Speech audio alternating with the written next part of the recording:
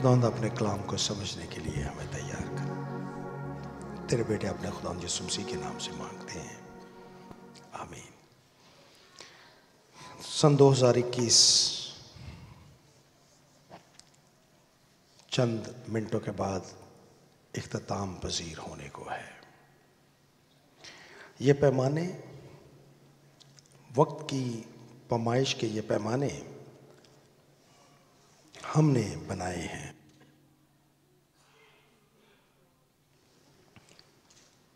ہم نے خداوند کی اس دنیا میں جہاں خدا نے سورج اور چاند اور ستاروں کو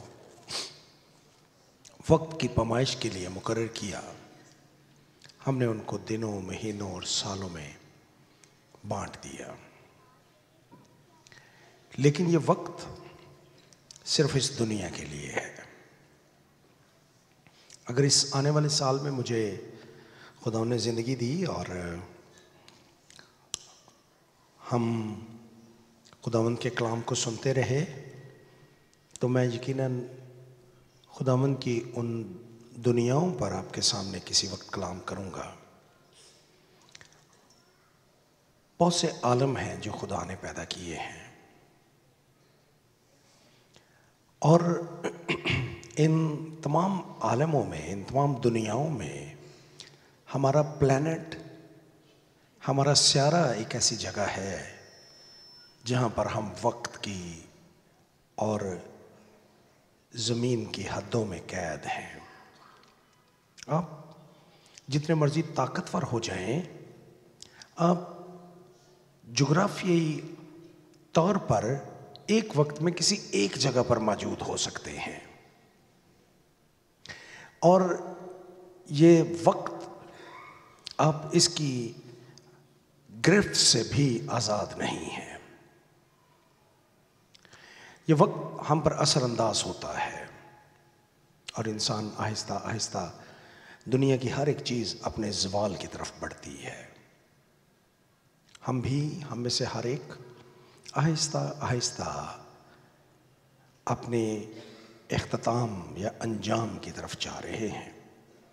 آج دوپہر مجھے ایک ایسے نوجوان کی میموریل سروس میں شرکت کرنے کا موقع ملا۔ میں نے خداوند کا کلام وہاں پر سنایا، اس کے جنازے پر بھی میں نے پریچ کیا 2 دن پہلے، اور آج میموریل سروس پر بھی، جس کی عمر محض 30 برس کی تھی، اور دیکھتے دیکھتے صرف چند لمحوں میں وہ اس دنیا سے کوچ کر گیا۔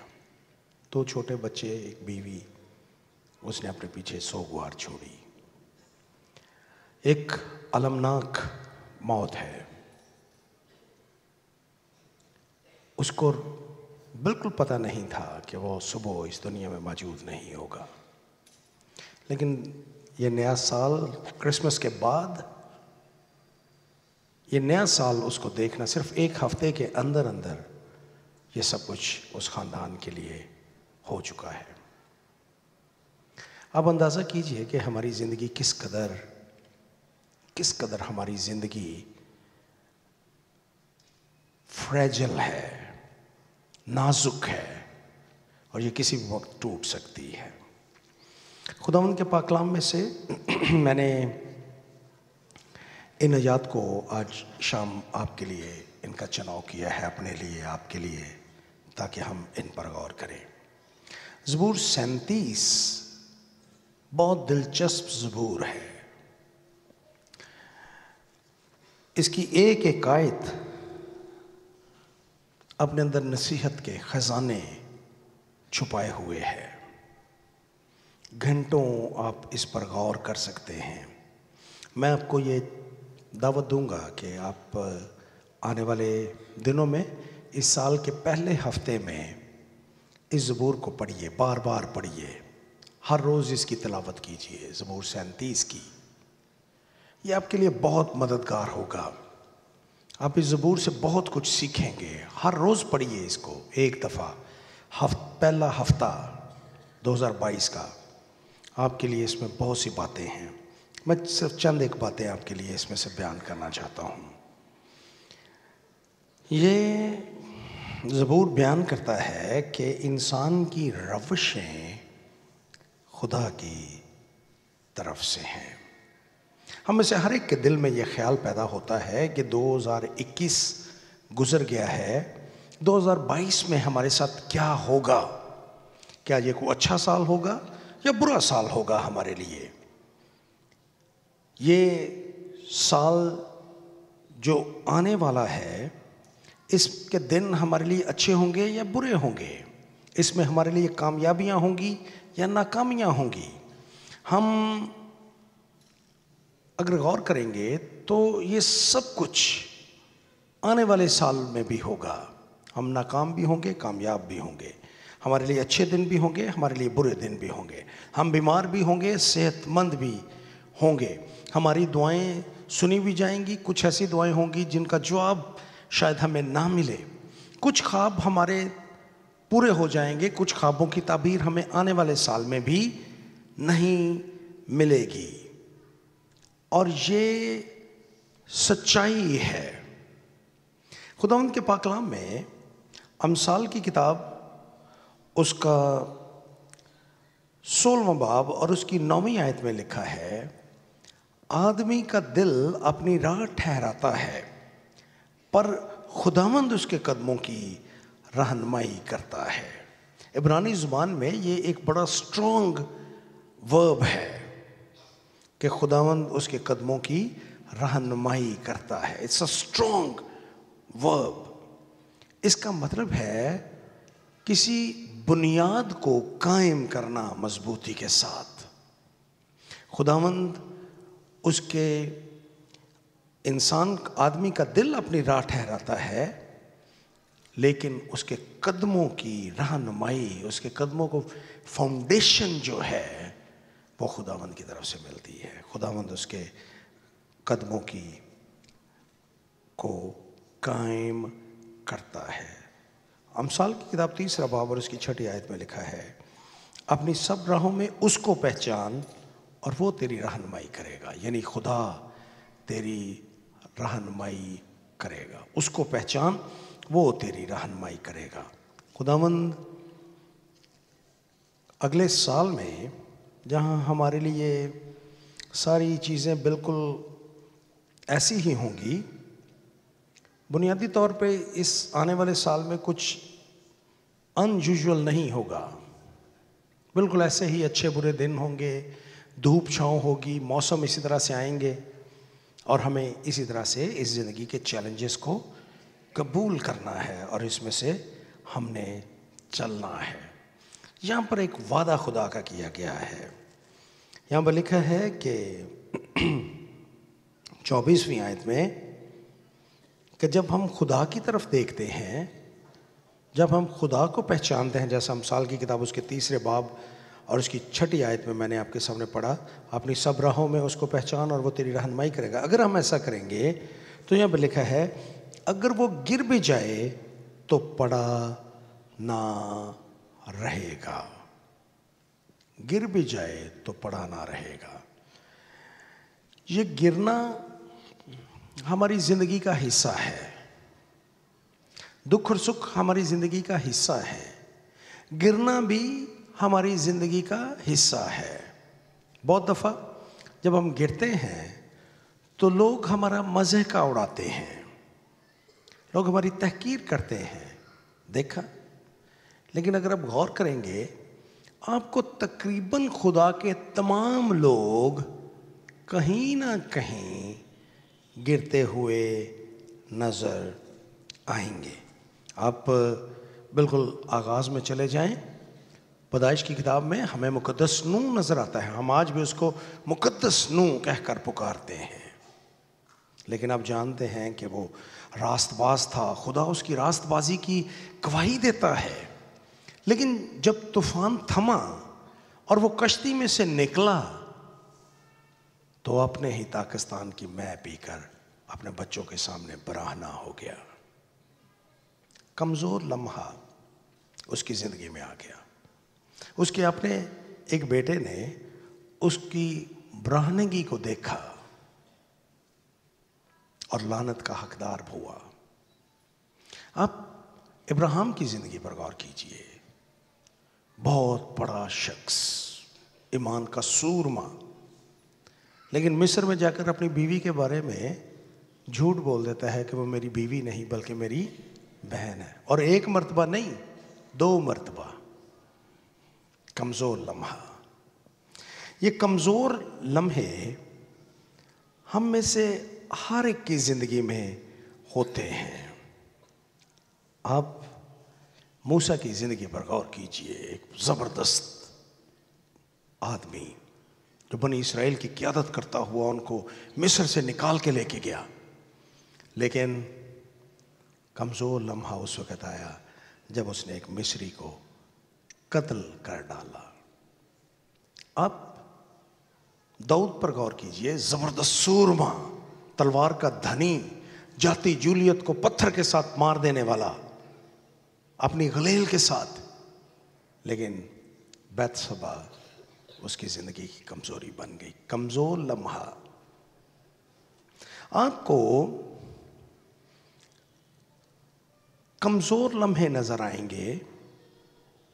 پطرس ایک پرجوش شاگرد ہے یسوع کا، ہر ایک بات میں آگے بڑھ کر جواب دینے والا، لیکن یسوع نے کہا کہ تو آج ہی رات 3 بار میرا انکار کرے گا. کمزور لمحہ، دا ویک ٹائم. اور وہ 3 بار انکار کرتا ہے، مرغ بانگ دیتا ہے، اور اس کو یاد آتا ہے کہ خداوند نے کیا کہا تھا. زاروں کے تار روتا ہے. کمزور لمحے ہم میں سے ہر ایک شخص کی زندگی میں ہوتے ہیں. ہماری زندگی میں کمزور وقت آتا ہے، کمزور لمحے آتے ہیں، ہمارے گرنے کا اندیشہ ہوتا ہے، ہم گر بھی جاتے ہیں. لیکن جتنے لوگوں کی میں نے آپ کے سامنے مثالیں دیں، ان کو خدا نے گرا نہیں رہنے دیا. پطرس کشتی میں سے نکلا، کہنے لگا یسوع اگر تو کہے تو میں چل کر تیرے پاس آؤں. یسوع نے کہا پطرس آ. پطرس نکلا، پانی پر چلنے لگا، لیکن پھر ڈوبنے لگا. لیکن جب ڈوبنے لگا تو اس نے یسوع کو کہا اے استاد مجھے بچا. اور آپ جانتے ہیں کہ اسی وقت ایک طاقتور ہاتھ نے، یسوع کے ہاتھ نے اس کو تھام لیا. مجھے نہیں پتا کہ آپ میں سے کبھی کسی کو اس بات کا تجربہ ہوا ہے کہ نہیں، لیکن اپنے باپ کے ساتھ جب آپ چھوٹے تھے، یا اگر آپ ابھی چھوٹے ہیں تو آپ اپنے باپ کے ساتھ ذرا کسی وقت کسی مشکل راستے پہ چل کے دیکھیے. پریشان نہیں ہوں گے، کیونکہ آپ کو پتا ہے کہ جو ہی آپ گرنے لگیں گے ایک طاقتور ہاتھ آپ کو سنبھال لے گا، آپ کے باپ کا ہاتھ. مجھے یاد ہے کہ جب میں چھوٹا تھا تو میرے جو بڑے بہن بھائی تھے وہ مجھے میری توتلی زبان میں جو میں اپنے باپ کو کہا کرتا تھا، جب میں ان کے کندھوں پہ بیٹھنا چاہتا تھا تو میں ان کو کس طرح سے قائل کرتا تھا کہ کھیت میں سانپ ہے اس لیے آپ مجھے اپنے کندھوں پہ بٹھائیں. تو میرا مذاق اڑایا کرتے تھے بڑے بہن بھائی. لیکن میں جانتا ہوں کہ باپ کا ساتھ آپ کے لیے کتنا طاقتور ہے. اور بالکل اسی طرح سے جس طرح سے ہمارے جسمانی باپ ہمیں گرنے نہیں دیتے، وہ ہمیں تھام لیتے ہیں. جن کے جسمانی باپ نہیں ہیں وہ ان کو میں یہ کہوں گا کہ ان کے پاس ایک بہت بڑی نعمت نہیں ہے. لیکن اگر آپ کے باپ زندہ ہیں اور آپ کے ساتھ ہیں تو آپ بابرکت ہیں. اپنے باپ کی قدر کیجئے، ویلیو کیجئے. وہ کبھی آپ کو گرنے نہیں دے گا، وہ آپ کا ہاتھ تھام لے گا. بالکل اسی طرح سے ہمارا آسمانی باپ ہمارے ساتھ ساتھ چلتا ہے زندگی کے تمام وقت میں. آنے والے سال میں ایک ایک دن میں اگر آپ خداوند پر آپ کا بھروسہ ہے تو وہ آپ کے ساتھ ساتھ چلے گا، اور جہاں کہیں آپ گریں گے وہ آپ کو تھام لے گا. اگر وہ گر بھی جائے تو پڑا نہ رہے گا، کیونکہ خداوند اسے اپنے ہاتھ سے سنبھالتا ہے. یہ بڑا زبردست وعدہ ہے خدا کا کہ اگر ہم گر بھی جائیں تو ہم گرے نہ رہیں گے، بلکہ اس کا ہاتھ ہمیں سنبھالنے کے لیے ہر وقت موجود ہے۔ جے کدی وہ ڈگ پوے بھی نہ ڈگیا رہے گا تے او دا ہاتھ سنبھالتا ہے خداوند پاک خدا۔ خداوند کا ہاتھ آپ کو سنبھالنے کے لیے تیار ہے۔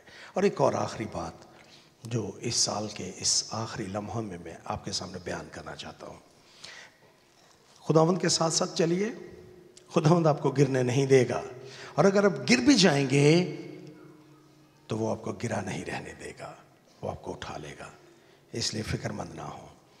اور آخری بات میں آپ کے سامنے یہ بیان کرنا چاہتا ہوں کہ ہماری زندگی خداوند کے ہاتھوں میں ہے۔